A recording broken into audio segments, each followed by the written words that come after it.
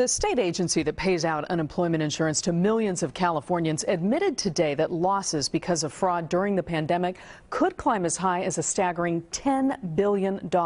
We've been hearing from frustrated viewers since last March about how the Employment Development Department, or EDD, has left them hanging with confusing applications, jammed phone lines, and payments that never arrive because scammers got the money first.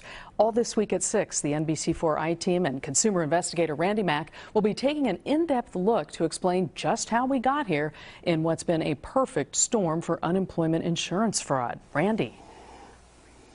Carolyn, all the hacking, the identity theft, the data breaches that I've been reporting on for years really has come full circle in this pandemic, and it's provided fraudsters with the perfect opportunity to simply rip all of us off. And the man who is now in charge of trying to put a stop to all of this fraud, I had a chance to speak with him.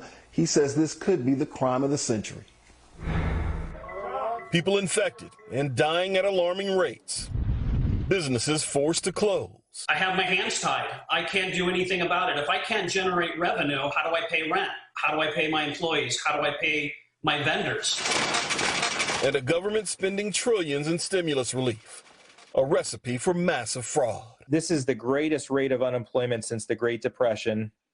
And at the same time, you've got the largest fraud cyber attack in American history. Blake Hall is CEO of ID.me, the identity verification company hired last September by California's Employment Development Department, EDD, to help the state stop unemployment insurance fraud. These are, crime rings that are taking stolen data from the dark web and trying to file a claim in somebody else's name. Hall says it was easy to do because the personal information of hundreds of millions of Americans, possibly including yours, hasn't been secure in a very long time. The data breaches, Equifax, certainly has the most publicity around it, but, Anthem Healthcare breached 80 million records as well. The truth is, in the last 5 years alone, there have been dozens of companies who've had data breaches.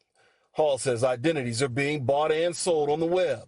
Their value enhanced as states give away billions in unemployment benefits. And really it was, the Secret Service and Department of Labor, as they started to pick up chatter on the dark web that, hey, it looks like these pandemic unemployment assistance programs are a real target for fraud. California is the biggest target of all. With the highest unemployment, it's estimated the state has already lost $8 billion to fraudulent claims. I think all the numbers that are coming out right now are probably conservative. So $8 billion might be low. Could be low. Yep. Since taking over identity verification for EDD in September, Hall says ID.me has found 30% of claims filed in our state to be fraudulent, which is why EDD has frozen payments on 1.4 million claims filed between March and September. Understanding the potential money lost per week could be mind-blowing because claims can be backdated to February, equaling a large lump sum payment. You're looking at like $750 million. How do you get to that? A week. Yep. So, again, it's market forces. When you can take one identity and turn it into $10,000+ it's just a demand curve. With California having 40 million people, Hall says there is plenty of room for fraudsters to hide in a system that was only looking to get money quickly in the hands of people in need, where the basic criteria is that you need only apply.